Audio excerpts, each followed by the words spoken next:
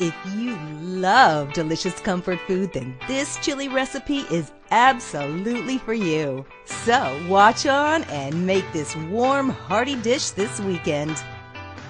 Here's what you need: a green and red pepper, a large carrot, 2 stalks of celery, a small zucchini, a medium-sized onion, and 2 cloves of garlic, 2 packages of diced mushrooms, a pound of ground beef, 2 cans of diced tomatoes and a can of crushed tomatoes, a can of well-rinsed kidney beans, salt and pepper, dry herb mix, cumin, and chili powder.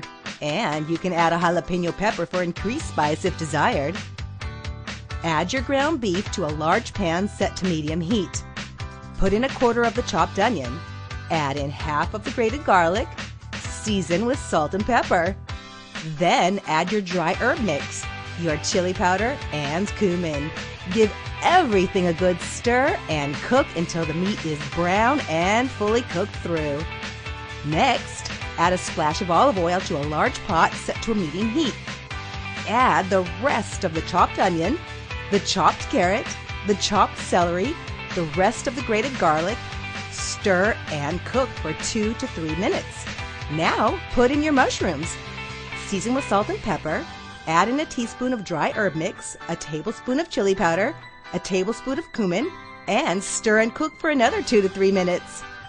Next, add your chopped zucchini, your chopped green and red peppers, and stir and cook until all the veggies are tender. Now, add the ground beef mixture to the big pot of veggies. Put the kidney beans in, dump in the diced tomatoes and the crushed tomatoes. Mix everything together well. Let your concoction simmer for an hour, stirring occasionally until liquid has reduced. Let cool down for a few minutes and then put it on a plate. In this case, we placed sour cream in the middle and topped it with grated Parmesan cheese and complemented the chili with some yummy garlic bread. This